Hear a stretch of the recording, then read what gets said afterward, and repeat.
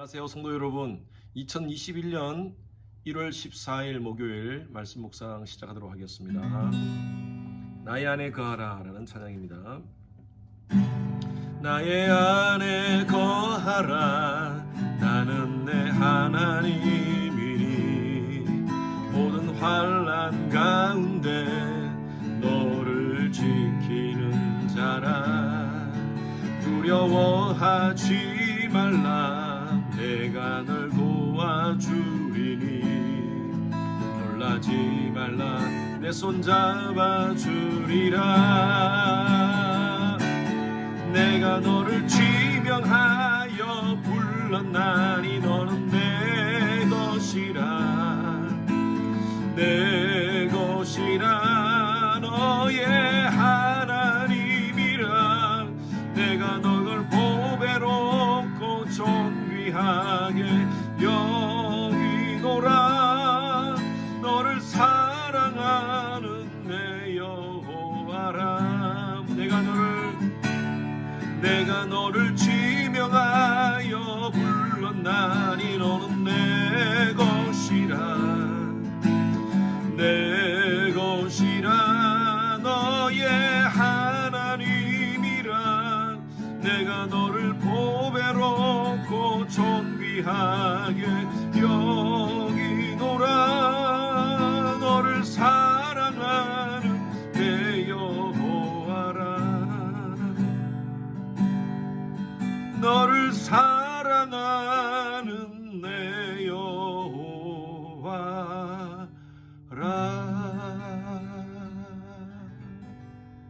아멘. 2021년도 여전히 매일 말씀 묵상에 오셔서 하나님의 은혜를 사모하는 여러분들을 축복합니다.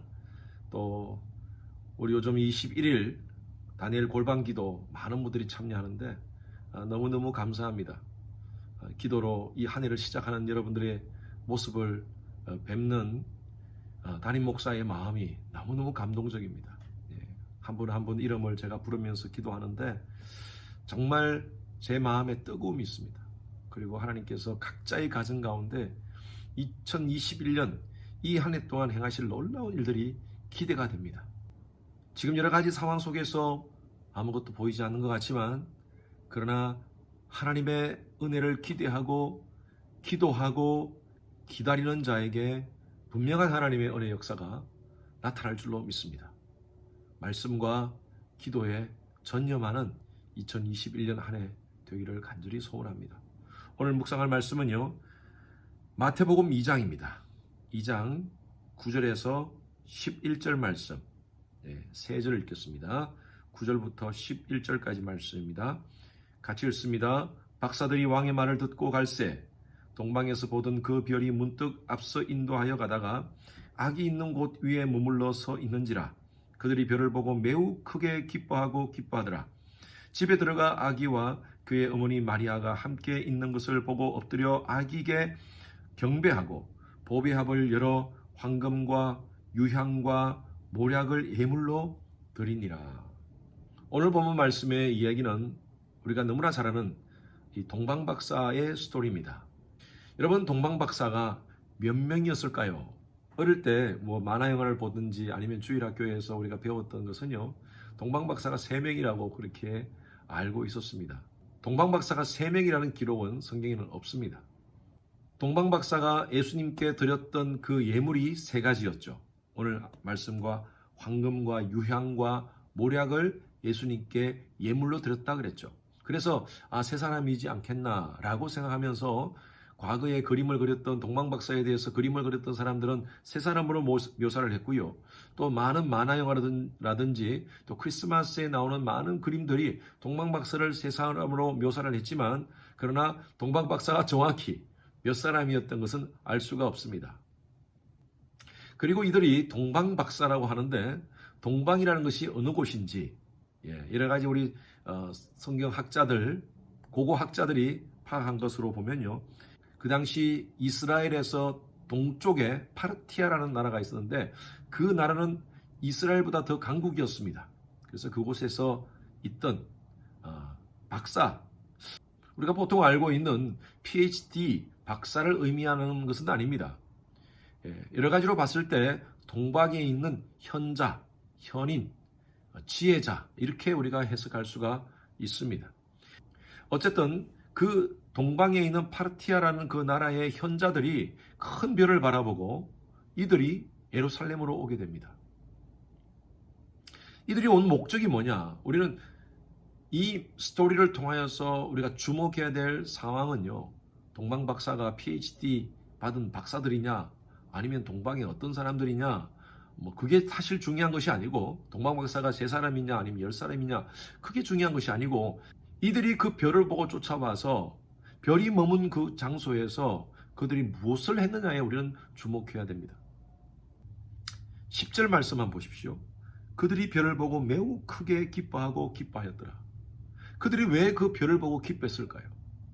이 동방에 있는 박사들, 현자들은요, 현인들은요, 유대인들은 아니었지만 그러나 유대 지역에 온 인류를 구원할 메시아가 탄생하리라는 그런 기록이라든지 그런 것들을 통해서 알고 있었던 것 같아요. 그래서 그들은 그 별을 발견하고 그 별이 머무는 그 장소에 왔던 것이었습니다. 그들이 크게 기뻐했다고 했어요. 바로 온 인류를 구원할 메시아가 이곳에 왔음을 그들이 알고 어떻게 합니까? 그 집에 들어가 아기와 그의 어머니 마리아가 함께 있는 것을 보고 엎드려 아이께 경배했다 그랬습니다. 여러분, 최초에 예수를 만나서 경배한 사람들이 바로 이들이었습니다. 이방인이었던 바로 동방의 현자들, 박사들이었다는 것이죠. 장사를 하려면요, 목이 좋은 데서 해야 됩니다. 좋은 아이템이 있고 많은 돈을 투자해서 멋지게 매장을 차리더라도 목이 안 좋으면, 장소가 안 좋으면요, 그 장사는 망할 수도 있습니다. 성경도 마찬가지입니다. 전 개인적으로 성경이 가장 목이 좋은 장소가 어디냐? 바로 마태복음 2장이라고 생각합니다. 왜 2장이냐? 보통 사람들이 연초에 성경을 읽을 때 구약부터 읽습니다. 구약 읽다가 창세기 1장, 2장 읽으면 좀 힘들다. 신약부터 읽자. 그래서 신약부터 다시 읽습니다. 신약 마태복음이죠. 마태복음 1장을 읽으면 누가 누구를 낳고 누가 낳고 우리 그저께 말씀 묵상했죠. 참 쉽지 않습니다. 그 대충 읽어갑니다. 그러다가 정신을 딱 차려서 읽는 챕터가 바로 마태복음 2장입니다. 그런데요, 이곳에 무슨 내용이 있느냐 하면 동방 박사가 예수님을 경배하는 장면이 나온다는 거죠. 모든 것은 우연이 없습니다. 저는 그냥 개인적으로 이렇게 한번 해석해 봅니다. 하나님께서 이 동방 박사가 예수님을 경배하는 이 장면을 왜 마태복음 2장에 넣었을까? 성경 중에서 가장 목이 좋은 곳이기 때문에 사람들이 성경을 읽다가 가장 많이 집중해서 읽는 곳이 바로 이 마태복음 2장 이 말씀이 아닌가 한번 생각해 봅니다. 여러분, 그만큼 우리의 삶 가운데, 그리스도인의 삶 가운데 예배는 참 중요하다고 생각합니다. 어쩌면요, 예배가 전부입니다. 예배 잃어버리면 우리 모든 것을 다 잃어버립니다. 그래서 하나님께서 이렇게 좋은 목에 예배에 대한 동방 박사가 예수님을 경배하는 장면을 넣으셨지 않겠나. 저의 개인적인 해석이죠. 경배, 예배, 찬양, 다양한 단어들이 쓰여졌는데요. 성경에 보면 구약의 예배에 대한 보편적인 표현이 바라크라는 표현입니다. 바라크. 이 바락이라는 것은요, 무릎을 꿇다라는 것입니다. 그런데 신약에 헬라어로 쓰여진 이 경배, 예배에 대한 그 단어가 뭐냐면요, 프로스케오라는 단어입니다. 이 프로스케오라는 단어는요, 바짝 엎드린다는 의미입니다. 그래서 히브리어의 바락이라든지 헬라어의 프로스케오라든지 이 예배에 대한 단어는요, 이런 의미입니다. 바짝 하나님께 엎드리는 의미입니다. 무릎을 꿇고 하나님께 엎드리는 행위가 바로 예배의 행위라는 것입니다. 오늘 이 동방 박사가 그 아기 예수께 어떻게 예배를 드립니까? 11절에 보면 그의 어머니 마리아가 함께 있는 것을 보고 엎드려 아기께 경배하고, 그 당시에 이 파르티아라는 이 나라는 아주 강대국 중에 하나라고 고고학자들이 그렇게 얘기하고 있습니다. 그러면 그 강대국의 지혜자 정도면요, 엄청난 파워를 가진 사람들입니다. 근데 한 작은 나라 이스라엘의 이곳에 와서 이 땅 가운데 구원자로 오신 그 예수의 정체성을 알아보고 그들이 바짝 엎드려서 아기 예수께 경배합니다. 저와 여러분들은 바로 하나님께 예배드릴 때 이런 자세가 필요합니다. 바짝 엎드려야 됩니다. 제가 어떤 영상에서 가톨릭의 신부들이 신부로서 처음으로 안수를 받을 때 모습을 제가 봤어요. 바닥에 바짝 엎드리는 모습. 우리 기독교에서도 개신교에서도 목사들이 안수를 받을 때 한번 그런 행위를 했으면 좋겠다 하는 생각이 들더라고요. 나는 죽었다릅니다. 하나님 앞에서 예배의 행위는요, 엎드린다는 행위는요, 나의 모든 지정의를 하나님께 굴복시키는 행위입니다. 제가 늘 여러분들에게 강조드리죠. 몇 주 전에 예배의 흔적자에 대한 메시지를 함께 나누면서 여러분들에게 나누었어요. 우리는 예배드릴 때 우리의 모든 지정의를 완전히 하나님 앞에 굴복해야 돼요. 그리고 그 하나님 앞에 전심으로 나가야 돼요. 전 여러분들이 요즘 우리가 대부분 온라인으로 예배를 드리는데 이 온라인 예배 여러분 성공하시길 바랍니다. 우리가 인간들은 비대면으로 예배를 드리지만 이 온라인 예배는 하나님을 대면하는 예배입니다. 오프라인이든 온라인이든 하나님을 대변하는 예배입니다. 전능하신 하나님, 창조주 하나님, 구원자 하나님 앞에 바짝 엎드려서 우리의 지정을 하나님께 굴복하고 그분의 능력과 그분의 존재에 대해서 영광을 돌리는 그러한 예배를 우리가 드렸으면 좋겠습니다. 2021년 이 한 해는 우리 모두, 우리 영상에 지금 들어오신 모든 성도님들은 예배의 성공자가 되기를 바랍니다. 예배를 통해서 하나님의 임재를 경험하기를 바랍니다. 하나님께 바짝 엎드려서 그 하나님의 높으심과 위대하심과 그 하나님의 크심을 인정하는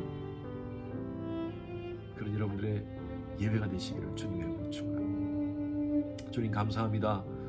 오늘 말씀을 통하여서 하나님의 음성 듣습니다. 동방 박사가 아기 예수를 찾아와 그 앞에 엎드려서 경배하듯이 우리의 예배가 정말 하나님 앞에 진정한 경배가 되기를 원합니다. 우리의 지정의를 하나님께 굴복하고 하나님의 높으심과 하나님의 위대하심, 하나님의 창조주 하나님을 인정하는 그런 예배가 되게 하여 주시옵소서. 오늘 하루도 우리의 삶이 예배의 삶이 되게 하여 주시옵소서. 감사드리며 살아계신 예수 그리스도 이름으로 기도드렸습니다. 아멘. 목요일 기도 제목입니다. 미국과 한국의 위정자들과 리더십이 하나님을 경외하고 지혜와 분별력으로 나라를 잘 이끌어갈 수 있도록 하나님께서 함께 해달라고 기도해 주시고요. 나라가 미국도 마찬가지고 한국도 마찬가지입니다. 보수와 진보 간의 진영 갈등으로 여러 가지 많은 혼란 가운데 있습니다. 하나님께서 불쌍히 보시고 평강을 달라고 평화를 달라고 여러분 기도합시다. 코로나 바이러스로 인해서 우리 성도님들의 신앙이 위축되지 않도록 우리 성도님들이 오히려 이런 상황 속에서 더 믿음에 견고하게 설 수 있도록 여러분 기도해 주시기 바랍니다. 우리 윤성철 선교사님, 김영수 간사님, 또 김영섭 선교사님을 위해서 중보하며 기도하시겠습니다.